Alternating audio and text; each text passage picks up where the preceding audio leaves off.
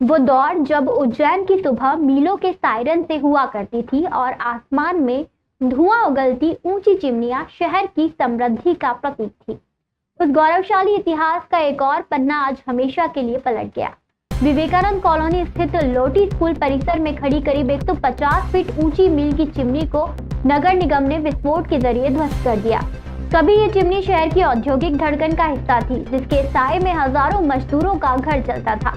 क्षेत्र के बुजुर्ग रहवासियों के अनुसार शहर के नजर अली मीर की इकाई रूप में संचालित यह एक ऑयल मिल का हिस्सा रहे फ्लोवर मिल की चिमनी थी, जिसे आज जर्जर होने के कारण सुरक्षा की दृष्टि से गिराना पड़ा। इंदौर के विस्फोटक विशेषज्ञ शरद सरवटे के निर्देश में 16 किलो विस्फोटक की मदद से इसे महज कुछ ही पलों में मलबे के ढेर में तब्दील कर दिया गया। प्रशासन और पुलिस की मौजूदगी में बटन दबते ही ये विशालकाय ढांचा धराशायी हो गया। इसी के साथ मीलों के शहर की यादों को संजोए एक और पहचान हमेशा के लिए मिट गई। अब सिर्फ किस्से बाकी रह गए हैं कि कैसे कभी इन चिमनियों के धुएं से उज्जैन की अर्थव्यवस्था महकती थी।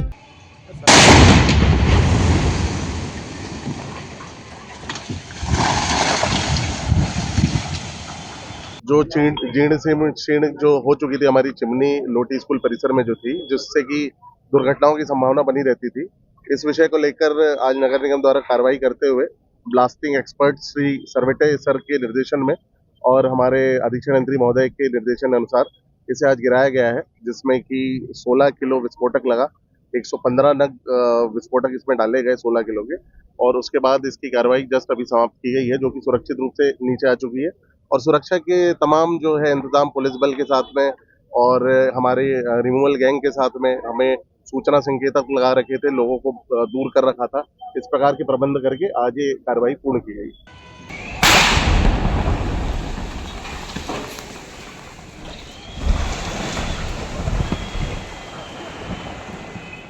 कुल मिला के ये पार्ट था, 130 होल थे और केवल 22 किलो बारूद था। उस बारूद का आसान ये पार्ट हुआ कि हमने चिमनी को बिना लंबा खींचे हुए, बिना किसी को नुकसान होते हुए वहीं के वहीं गिराया है और ये वहीं के वहीं पार्ट हुआ है। कितना पुराना चिमनी था ये हमारे जो बताया गया है उसके हिसाब से 45 साल पुराना था। लोग कह रहे हैं 70 साल पुराना है, लेकिन अब ये विवाद हमारे पास नहीं है। बाकी 45 साल का हमारे पास रिकॉर्ड है। स्थिति कैसी थी? क्या आप लोग? बहुत अच्छी थी, लेकिन गिराना इसलिए जरूरी था क्योंकि इसका काम हो चुका था। अब इसके बाद वो चिमनी कभी काम में नहीं आने वाली थी और हमारे पास बहुत बड़ा एरिया था जिसमें हमारा डेवलपमेंटल वर्क होना है, इसलिए वो चिमनी गिराना जरूरी था। कांग्रेस का 140वां स्थापना दिवस एवं कांग्रेस सेवा दल का 102वां स्थापना दिवस कांग्रेस कार्यालय राजीव गांधी भवन क्षीर सागर पर श्रद्धा, उत्साह और गरिमामय वातावरण में मनाया गया। कार्यक्रम में कांग्रेस की गौरवशाली परंपराओं, लोकतांत्रिक मूल्यों एवं संगठनात्मक एकता को स्मरण किया गया।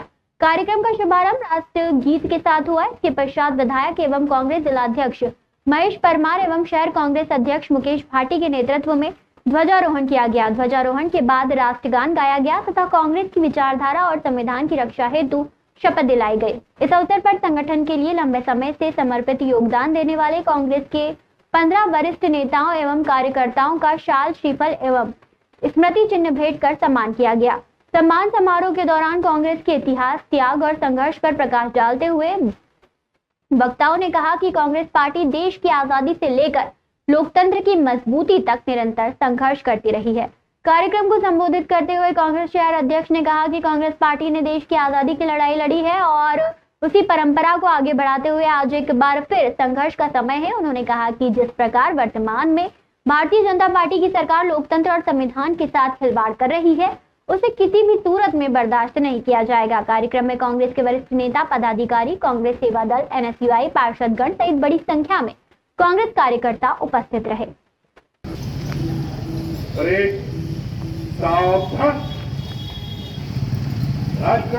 शुरू करेंगे।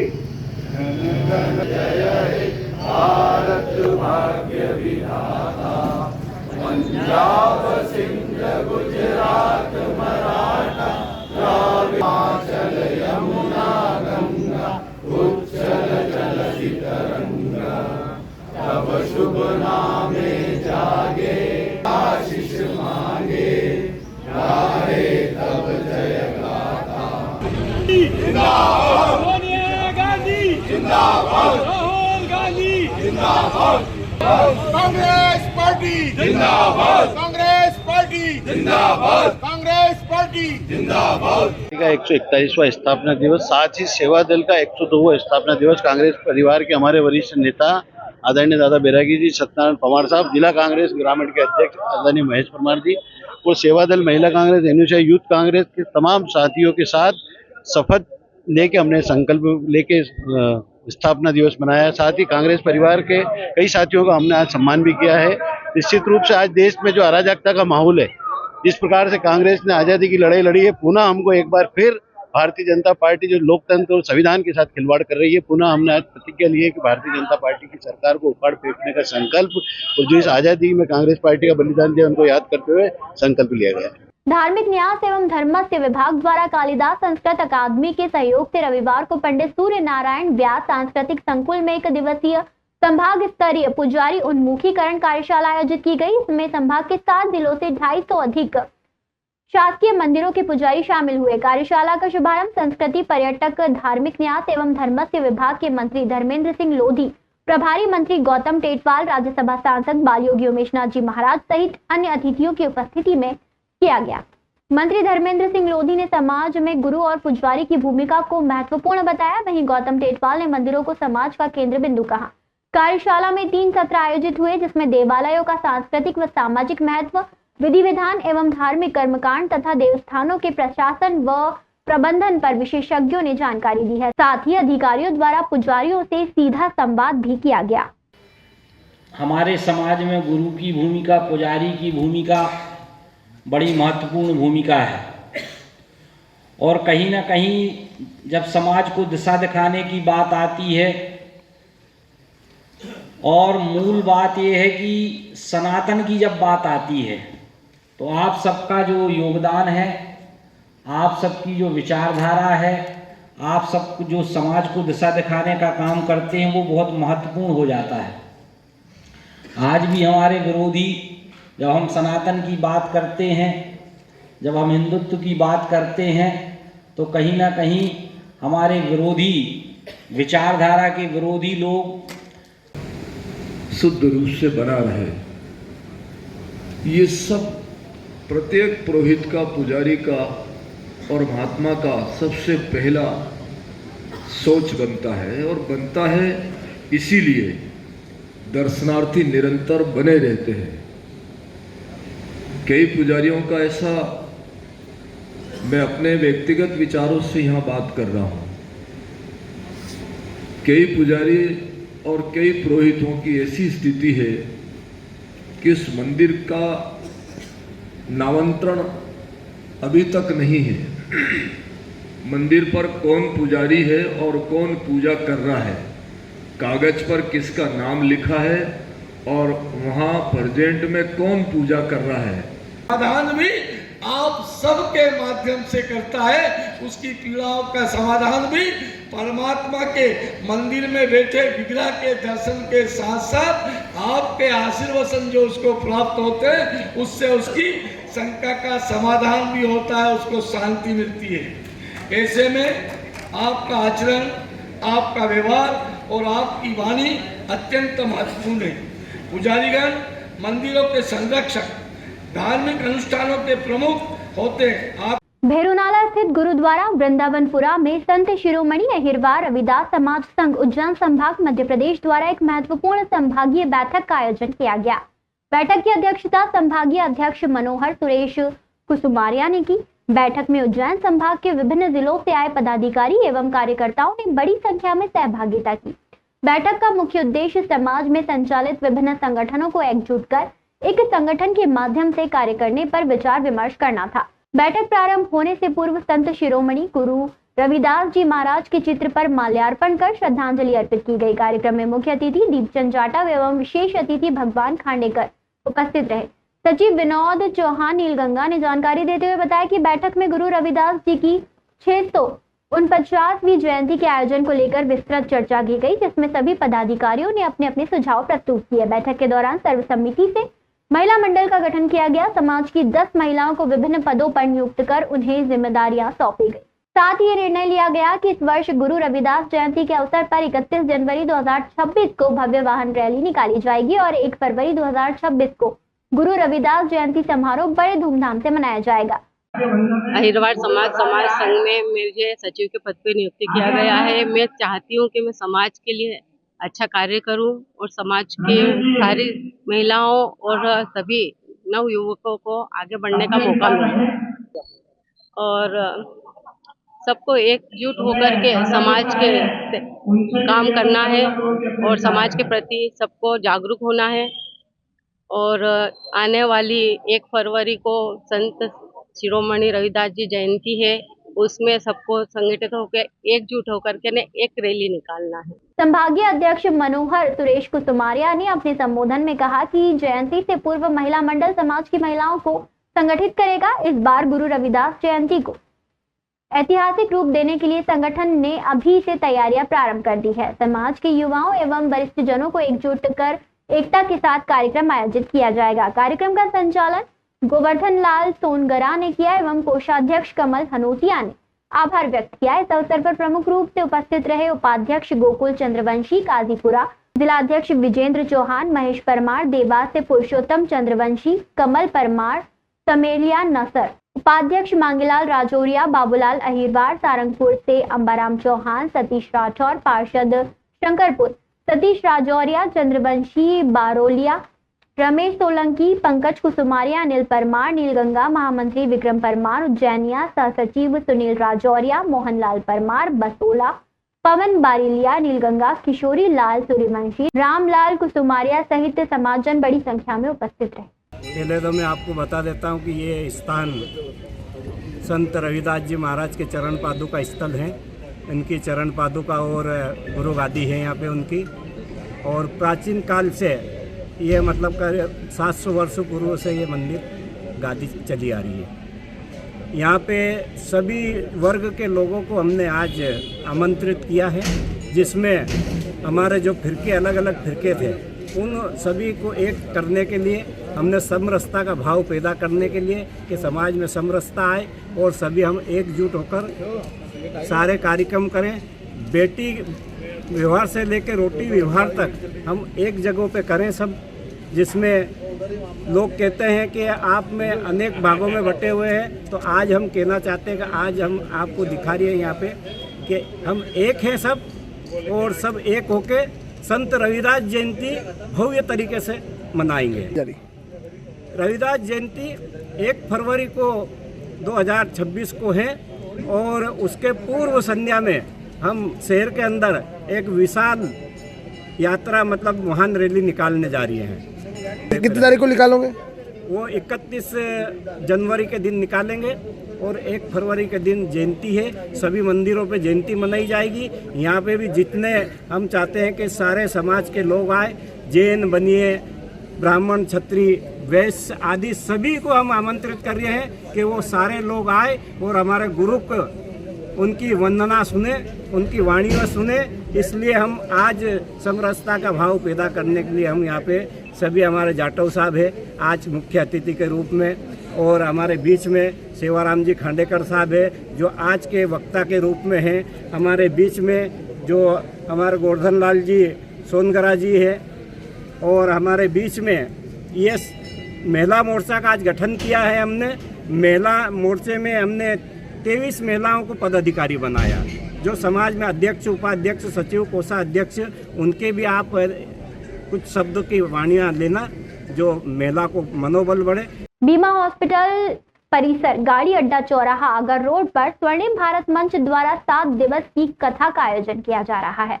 दामाद को देख बेहोश हो गई पार्वती की माता रुदन करने लगी। पार्वती ने समझाया, माँ मेरे लिए यही सुयोग्य वर है। शिव जी के विवाह के समय ही स्वरूचि भोज की व्यवस्था शुरू हुई थी, क्योंकि बारात में जब भूत आए तो उन्हें कोई भोजन परोसने के लिए तैयार नहीं था। तब शिव जी ने कहा, जिसको जैसा भोजन खाना हो वो भोजन ले ले। तब से स्वरूचि भोज की व्यवस्था शुरू हुई थी, जो अब तक चली आ रही है। स्वरूचि भोज, भूतों का भोजन। ये बात सामाजिक सद्भाव सम्मेलन के साथ हो रही श्रीमद् भागवत कथा में तीसरे कथा के तीसरे दिन व्यासपीठ से मालवा माटी के युवा संत पंडित अर्जुन गौतम ने कही। बुद्ध भावन भगवान महाकालेश्वर की पावन नगरी उज्जैन में दिनांक 25 दिसंबर से 31 दिसंबर तक श्रीमद् भागवत कथा एवं पारिवारिक सद्भावना सम्मेलन का आयोजन किया जा रहा है। संस्कृति पखवाड़े के अंतर्गत ये आयोजन स्वर्णिम भारत मंच द्वारा है, जो 25 दिसंबर से प्रारंभ होकर के स्वामी विवेकानंद जी के जन्मोत्सव 12 जनवरी तक यह आयोजन चलेगा। कथा 7 दिन चलेगी, लेकिन स्वर्णिम भारत मंच संस्कृति पखवाड़े के रूप में 12 जनवरी तक अनवरत इस प्रकार के रचनात्मक कार्य करता रहेगा। जात पात का भेद मिटाने के लिए राष्ट्र प्रथम हो, इस उद्देश्य को लेकर के स्वर्णिम भारत मंच ये अभिनव प्रयास उज्जैन में कर रहा है। स्वर्णिम भारत मंच के अध्यक्ष दिनेश श्रीवास्तव ने बताया कि बीमा हॉस्पिटल परिसर गाड़ी अड्डा चौराहा आगर रोड पर चल रही श्रीमद् भागवत कथा में पंडित अर्जुन गौतम ने कहा, बच्चों को सिखाया दैनिक जीवन में मंत्र कितने जरूरी हैं। व्यास पीठ से स्वर्ण भारत मंच के तत्वावधान में सामाजिक सद्भाव सम्मेलन के दौरान छोटे छोटे बच्चों को दैनिक जीवन में उपयोगी 15 मंत्रों का ज्ञान दिया गया। कहा कि दैनिक जीवन में जो इन मंत्रों को रोज पढ़ता है या जिन्हें ये मंत्र याद है, उन्हें किसी भी तरह की तरक्की में बाधा नहीं आती है। वो स्वयं ही गुणवान, ज्ञानवान और ऐश्वर्य को प्राप्त कर सकता है। आज श्रीमद् भागवत कथा का यह तृतीय दिवस है और स्वर्णिम भारत मंच के एक संकल्प है कि जात पात में कोई भेद नहीं और राष्ट्र से बढ़कर कोई श्रेष्ठ नहीं है। इसी भावनाओं को निहित करते हुए स्वर्णिम भारत मंच के द्वारा एक संस्कृति पखवाड़ा के तहत आज बीमा अस्पताल परिसर गाड़ी अड्डा चौराहे पर श्रीमद् भागवत कथा का तीसरा दिवस पंडित अर्जुन गौतम जी के मुखारबिंद से संपन्न हुआ है। आज शिव हुआ पार्वती का प्रसंग था। इसमें आप देखेंगे कि उज्जैन ही नहीं, अभी तो आसपास के कई अंचल और जिलों से कई लोग इस सद्भावना सम्मेलन में सहभागी बने हैं। आज हमने वाल्मीकि समाज के, मुस्लिम समाज के और अन्य धर्म के कई वक्ताओं का यहाँ हमने सम्मान भी किया है और कल श्री कृष्ण जी का जन्मोत्सव होगा। यह सद्भावना सम्मेलन 31 दिसंबर तक चलेगा और प्रतिदिन श्रीमद् भागवत कथा के जितने श्रद्धालु आते हैं उनका यहाँ नियमित भोजन भी है। सनातन धर्म में हमारे मंत्रों में इतनी शक्ति है कि साधु संत अपने मंत्रों के बल से वायु को भी रोक सकते थे, परंतु आज के दौर में बच्चे फास्ट फूड खा रहे हैं और टीवी पर कार्टून देख रहे हैं। ऐसे में उन्हें राष्ट्र से और धर्म से प्रेम कैसे होगा, क्योंकि इन सबको दिखाने वाले विदेशी ताकत हमारे देश में पैर पसार चुकी है। स्वर्णिम भारत मंच के अनूठे इस प्रयास में सामाजिक सद्भाव को जोड़ने के लिए विभिन्न जाति धर्म समुदाय की महिलाएं, बच्चों को, अन्य नागरिकों को राष्ट्रध्वज तले राष्ट्रगान का गायन भी कराया गया। भारत मंच के हमेशा अनूठे कार्यक्रम होते हैं, जो ये भी एक अनूठा आयोजन है उज्जैन शहर के अंदर।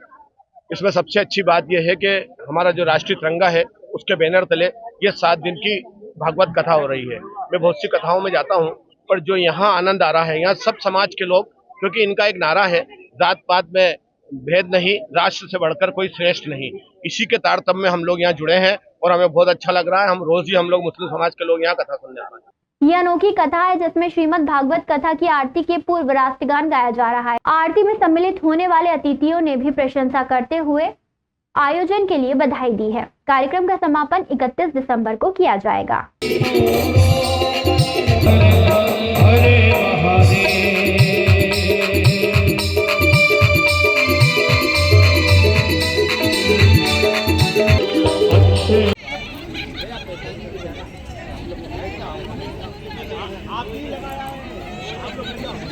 पूरे व्यवस्थित होने के बाद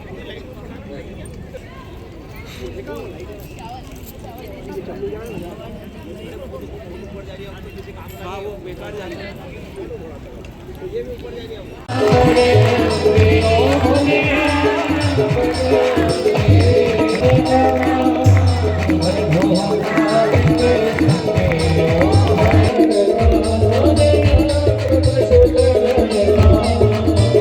श्रीमद् भागवत कथा ये जो सामाजिक सद्भावना का सम्मेलन है, जो जिसे पंडित श्री अर्जुन गौतम जी कह रहे हैं, उनका रसास्वादन करने उज्जैन की काफ़ी महिलाओं ने कलश यात्रा में भी सहभागिता की और 12:30 बजे एक पूजन होता है सामूहिक परिवार लेके। मैं सभी से अपील करती हूँ कि ज़्यादातर लोग यहाँ आएँ और यहाँ कथा का रसास्वादन करें। ये कथा तभी चरितार्थ होगी जो हर वर्ग, हर समाज के लोग यहाँ शामिल होंगे और उसके बाद में प्रसादी का भी आयोजन किया जाता है सभी भक्तों के लिए। उन्होंने महाराज श्री द्वारा सिर्फ यही बताया जा रहा है कि धर्म के बारे में अपनी नई पीढ़ी को जानकारी होनी चाहिए। दैनिक जीवन में कुछ मंत्रों की ज़रूरत है जो अपनी संस्कृति को पीछे छोड़ते जा रहे हैं। उसके बारे में वो महिलाओं को भी, हर व्यक्ति विशेष को वो ये समझा रहे हैं कि अपने धर्म से जुड़ो। अपने जो पूर्वज रहे हैं वो इतने विशिष्ट रहे हैं और अपन भी विशिष्ट बन सकते हैं। इस कथा के माध्यम से सब लोग सीखें और आगे बढ़े। निरंकारी मिशन वन नैस वन अभियान के अंतर्गत विक्रम विश्वविद्यालय के चरक पाटिका में रोपे गए हजारों पौधों का संरक्षण किया गया। मिशन अंतर्गत पौधों को बोन से लेकर उनका वृक्ष बनने के संकल्प को लेकर रविवार को 2 दर्जन निरंकारी भक्त और वृक्ष बनने तक उनका रख रखाव और देखभाल करना है। जानकारी देते हुए मीडिया सहायक विनोद गज्जर के साथ जितेश बात्रा ने बताया कि माता सुदीक्षा जी और रमित जी के मार्गदर्शन में संत निरंकारी मिशन द्वारा पूरे साल सेवा कार्य किया जाता है, जिसमें जल थल वायु तीनों को ध्यान में रखते हुए सेवा कार्य किया जाता है, जिसके अंतर्गत विक्रम विश्वविद्यालय के चरक वाटिका में रोपे गए हजारों पौधों के आसपास की खरपतवार हटाकर उन्हें पानी और खाद दी गई, जिससे वो आधे जीवन नहीं जीकर वृक्ष बन अपना वास्तविक रूप धारण करें, जिससे प्रकृति के रूप में आने वाली पीढ़ी को स्वस्थ वायु लाभ मिले। पौधों के संरक्षण के बाद पवासा स्थित संत निरंकारी भवन में वर्ष के अंत का सत्संग कार्यक्रम किया गया, जिसमें उज्जैन मुखी त्रिलोक बैलानी ने विचार व्यक्त करते हुए बताया कि पौधे बच्चे की तरह होते हैं। जिस प्रकार बच्चों की अच्छी परवरिश करके उन्हें बढ़ा दिया जाता है, उसी तरह निरंकारी मिशन के अंतर्गत पौधों को रोपकर उनका पालन पोषण कर उन्हें आज खाद और पानी देकर खरपतवार हटाई गई, जिससे सारे पौधे वृक्ष बन आने वाली पीढ़ी को वायु प्रदान करेंगे। सत्संग में सैकड़ों निरंकारी भक्त उपस्थित थे। वहीं वृक्ष मित्र सेवा समिति के अजय भातखंडे ने बताया कि पर्यावरण के लिए हर संडे 2 घंटे अभियान के अंतर्गत दिसंबर के आखिरी रविवार को संत निरंकारी मिशन का साथ लेकर पौधों का संरक्षण किया गया। वहीं नन्हे पौधों को सवार कर उन्हें बड़े करने के साथ पूरे उज्जैन में सिंहस्थ के पहले 1 लाख वृक्षों को तैयार करना है, जिसमें प्रोफेसर से लेकर समाज सेवी, डॉक्टर सहित अनेक शहर की हस्ती सेवा कार्य करती है। जानकारी मीडिया सहायक विनोद गज्जर ने दी।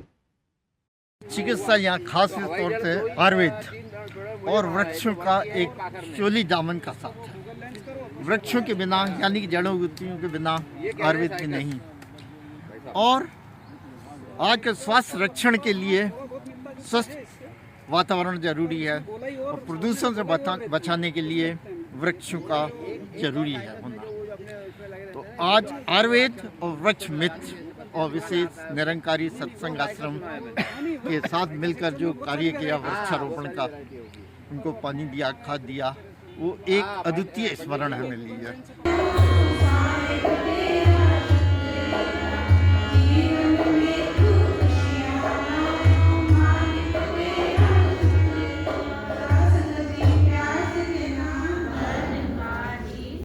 साथ संगत जी जो है आदरणीय राष्ट्रपिता जी और सतगुरु माता जी का साथ संगत जी आदेश था कि इन पौधों को सिर्फ लगाने तक ही सीमित नहीं रहना है।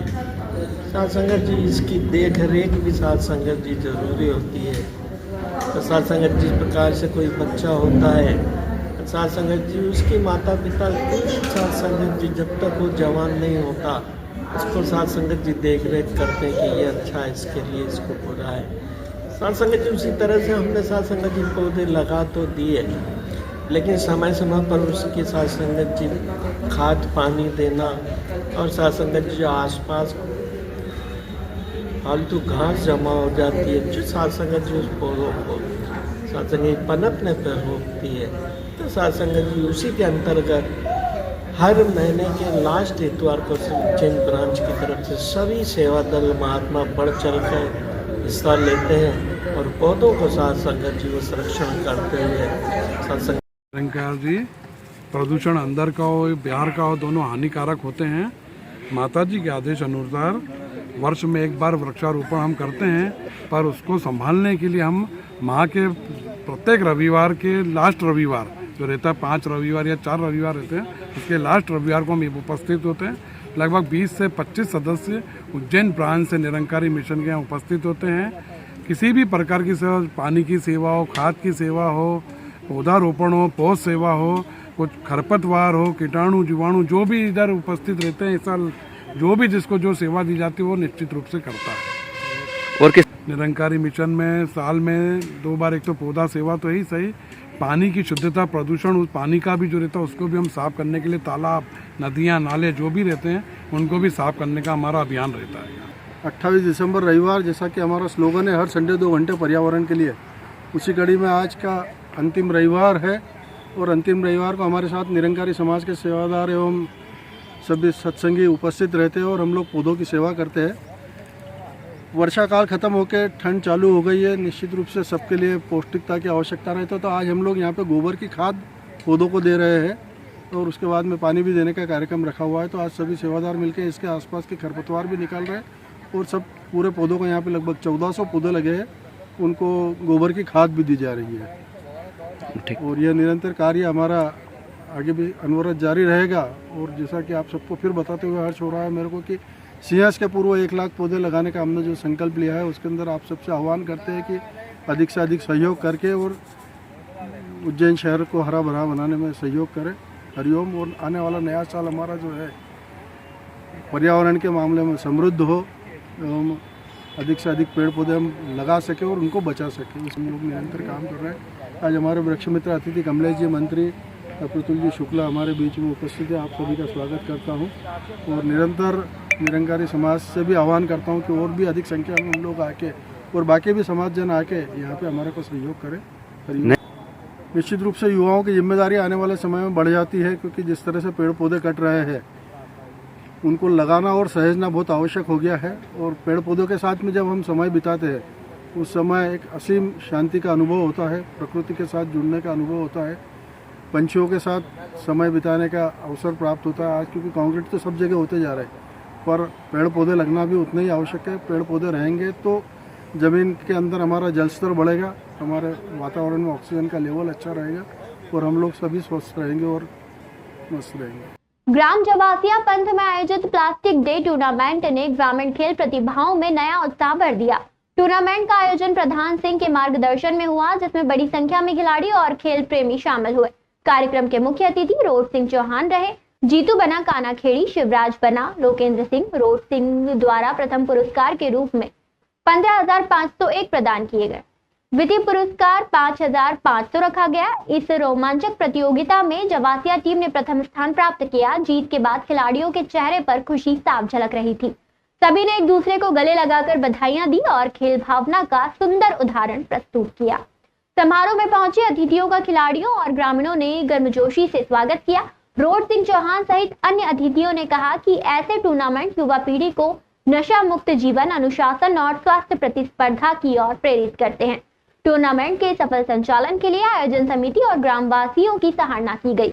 ग्रामीण स्तर पर इस तरह के कार्यक्रम खेल संस्कृति को मजबूत करते हैं और नई प्रतिभाओं को आगे बढ़ाने का अवसर देते हैं।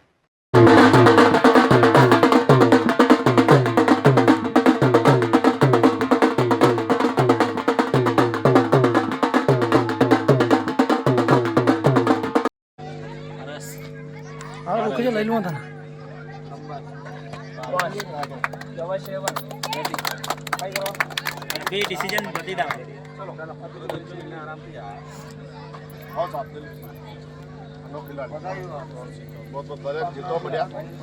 पहली गेंद गोविंद तैयार, दूसरे ओवर की पहली गेंद गोविंद फिर अपने गेंद को डाली और आउट। अपील, जोरदार अपील, नॉट आउट। हमारे बीच में पत्रकार के रूप में अमन सांखला और लक्की जी माली, आप दोनों पत्रकारों का बहुत बहुत धन्यवाद जो इस जवासिया प्रीमियर लीग को लाइव रिकॉर्ड कर रहे हैं और इसका प्रचार प्रसार कर रहे हैं। आप दोनों का बहुत बहुत धन्यवाद।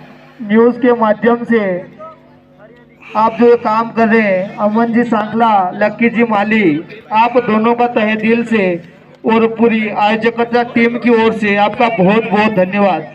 इसी बीच जवासिया A1 को मिलती हुई पहली सफलता गोविंद उर्फ भज्जी के रूप में, धीरज की शानदार गेंदबाजी, अगले बल्लेबाज के रूप में विशाल गोसन ने स्वयं को रोका और भोला को भेजा है। भोला भैया ने बहुत ही बढ़िया आयोजन हुआ और यहाँ के आयोजक हमारे प्रधान सिंह जी और इनकी पूरी टीम थी और बहुत ही शांतिपूर्ण तरीके से टूर्नामेंट का समापन हुआ। विजेता टीम हमारे जवासिया की और उसके कप्तान है दिलीप सिंह जी और उप विजेता टीम हमारे खेड़ा खजूरिया विशाल जी, ये दोनों कप्तान और कप्तान है। कितने खिलाड़ी थे यहाँ पे? टोटल 96 लोगों ने भाग लिया है।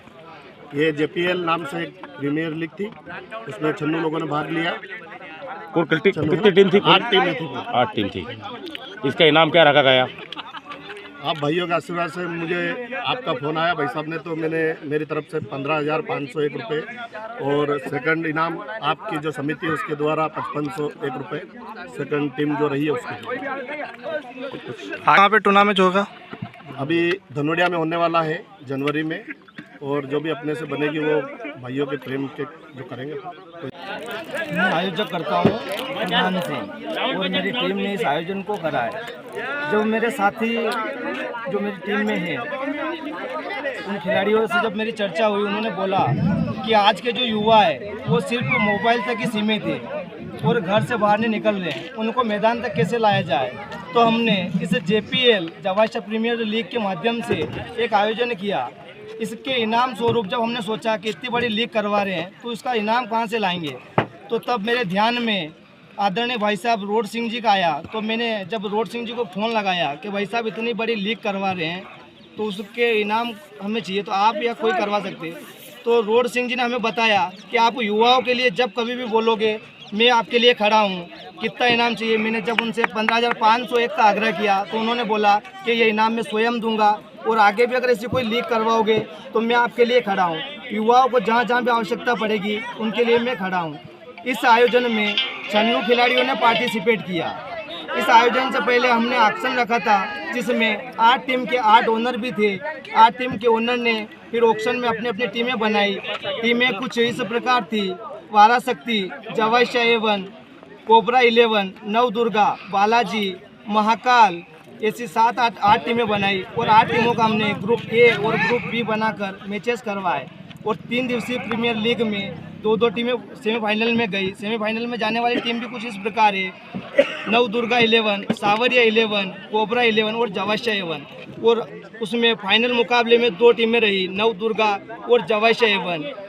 और जवाशा A1 ने इस जवाशा प्रीमियर लीग का खिताब जीता और उप विजेता रनर अप टीम नवदुर्गा 11 रही।